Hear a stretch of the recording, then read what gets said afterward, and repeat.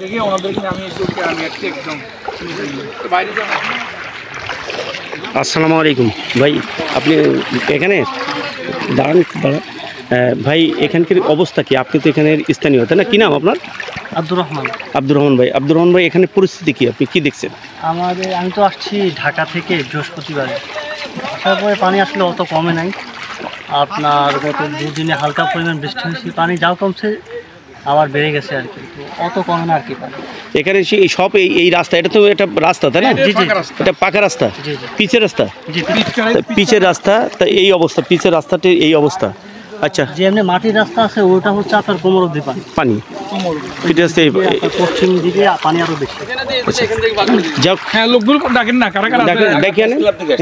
হ্যাঁ, আমরা যাক, এটা আমাদের এখানে মানুষের সহযোগিতা করার জন্য আমরা চাচ্ছিলাম, আপনাদের যারা আছে তাদের ডেকে নিয়ে আসেন। এটা নেই, আমরা পানি থেকে নেমেই দেখছেন আমাদের যে, আমি বলি আমরা চেষ্টা করছিলাম, আমরা কিন্তু এটা দেখাচ্ছি, আপনাদের উদ্দেশ্য হলো এই যে যারা আপনারা ত্রাণ দিচ্ছেন রাস্তার পাশে এসে ত্রাণ বিতরণ করছেন, তাতে করে মানুষ রাস্তার পাশে যারা তারা প্রচুর পরিমাণে পাচ্ছে।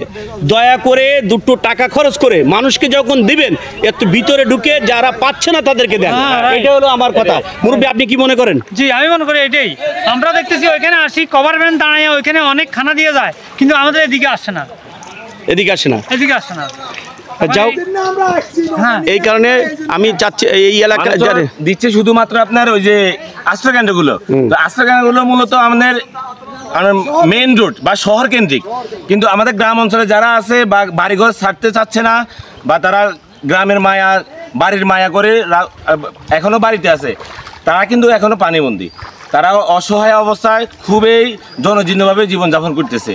এখন আপনারা যারা ত্রাণ দিচ্ছেন, মানবতার কাজে এগিয়ে আসছেন, আপনাদের সবার কাছে একটাই অনুরোধ থাকবে, আপনারা প্রত্যন্ত অঞ্চলে গ্রামে গিয়ে মানুষের খোঁজখবর নিয়ে যতটুকু পারেন আপনাদের সহযোগিতা করার চেষ্টা করেন, এবং এই মানুষদেরকে অন্তত 2 বেলা এক মুঠো ভাত খাওয়ার জন্য, যাতে মানুষ জীবনযাপন করতে পারে আরাম আয়েসে, অন্তপক্ষে পেটটা বাঁচিয়ে মানুষের জীবনটাকে কোনোরকম আল্লাহর হস্তে সামনে ভবিষ্যতে যাতে বেঁচে থাকতে পারে। ধন্যবাদ ভাই আপনাকে। আমি বাইতুন নূর কেন্দ্রীয় জামে, এই পাড়াটার নাম কি? এরপরে মামিশ্বর গ্রামের যদি বাইতুন নূর জামে মসজিদের সামনে এখানে আসে, তান করে রাখেন, এবং এখান থেকে অনেক লোককে এ তান দিয়ে মানে সহায়তা করা যাবে, এবং অনেক লোক পানিবন্দী আছে। আমরা যে নিজেদের উদ্যোগে আমরা প্রায় 60,000 টাকা খরচ করে 63 পরিবারকে তান দিয়েছি, চাউল, ডাল, পেঁয়াজ, রসুন, তারপরে তো এখন কি রান্না করতে পারতেছেন কোনো জায়গায়? হ্যাঁ, কোনো জায়গায় রান্না করতে পারতেছেন। তারা ওই যে মাটির চুলাতে খাটের উপরে উঠে ওইখানে রান্না করে খাইতেছে। হ্যাঁ, আবার মনে করেন আমাদের ওইখানে পাতাগড়া হাই স্কুল অ্যান্ড কলেজ, ওইখানে একটা আছে, এখানে কিছু লোকজন এখানে আছে, তো তাদেরও আসলে কেউ খবর নিতেছে না। তো আমি এবারে বিএনপির পক্ষ থেকে একটা হয়েছিল, ওনাদের এখানে আমি গেছিলাম, দিয়ে বলছিলাম যে আমরা আতাগড়া হাই স্কুল অ্যান্ড কলেজে এখানেও কিছু ত্রাণ কি পাঠান, তো ওরা সভাপতি বলছে যে পাঠাবেন, কিন্তু এখনও পাঠান নাই। ধন্যবাদ ভাই। আমাদের রিজভি ভাই, আপনি যে দেখছেন যে অবস্থা কি, আপনি তো প্র্যাকটিক্যাল যে অবস্থা রয়েছে, এই অবস্থাটা আপনি প্র্যাকটিক্যাল যে অবস্থা রয়েছে এই অবস্থাটা আপনাকে দেখছেন যে ত্রাণ যে বিতরণ করার কার্যক্রম, আমরা প্রত্যন্ত অঞ্চলে চলে একদম লাস্টে ভিতরে চলে এসেছি, ত্রাণ দিচ্ছি। আর রিজভি ভাই, আপনি কি মনে করেন এখানে কি পরিমাণ ত্রাণের প্রয়োজন? আমরা যে প্রত্যন্ত অঞ্চলে গেছি, আসলে এখানে হাজার হাজার লক্ষ লক্ষ মানুষ পানিবন্দী অবস্থায় আছে। এখানে আমরা ত্রাণ নিয়ে এসেছি, শুনছি তারা এই প্রথমেই ত্রাণ দিলেন। আমরা ঢাকা থেকে, ওটা দেখাচ্ছেন কেন? আমরা তো ত্রাণ দেখাতে চাইনি। আমরা ঢাকা থেকে আসছি, যেহেতু আজকের কুমিল্লা জেলা, আমাদের ত্রাণ দেখাবো না আমরা রাজশাহী উপজেলায়।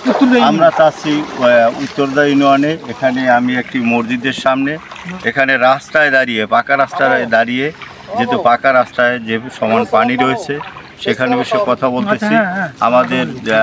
আমাদের ঢাকা প্রেস ক্লাবের সভাপতি সম্পাদকের নেতৃত্বে, এবং আমি ঢাকা প্রেস ক্লাবের দপ্তর সম্পাদক, এবং লাকসাম উপজেলার আমাদের যে সাংবাদিক ইউনিয়নের সভাপতি আমাদের কামাল উদ্দিন ভাই, এবং সেলিম ভাই, এবং বাবুল ভাই, শাহিন ভাই, এবং অন্যান্য আমাদের দেলোয়ার মীর ভাই সহ আমরা অনেক টিম এখানে আমরা এসেছি। আমরা সব জায়গায় আমরা ত্রাণ দিচ্ছি, যেহেতু যেখানে কেউ ত্রাণ নিয়ে আসেনি আমরা নৌকা যোগে প্রতিটি বাড়ি বাড়ি গিয়ে ত্রাণ দিচ্ছি। আমরা চাই সবাই আপনারা যারা বিত্তবান রয়েছেন তারা সবাই এই বন্যার্থদের মাঝে এগিয়ে আসুন। আমাকে ঢাকা প্রেস ক্লাবের সভাপতি মহোদয় যে কথা বলার সুযোগ করিয়ে দিয়েছেন এই জন্য আপনাকে আপনার তো আরও একটা প্রোগ্রাম রয়েছে আপনাদের, যেমন ঢাকা প্রেস ক্লাবের নিজস্ব অর্থায়নে আরও একটা ত্রাণ কার্যক্রম রয়েছে আপনাদের শুক্রবারের দিনকে। আমরা ওটাও যথার্থ শহরে এখন আমাদের ঢাকা নয়, শুধু সারা জেলায় যে 11 জেলায় আমাদের টিম কাজ করতেছে। আমরা এদিকে আরও শুক্রবারে আবার একটি টিম চলে আসবে, সেটারও কার্যক্রম চলতেছে। আজকের যেহেতু আমরা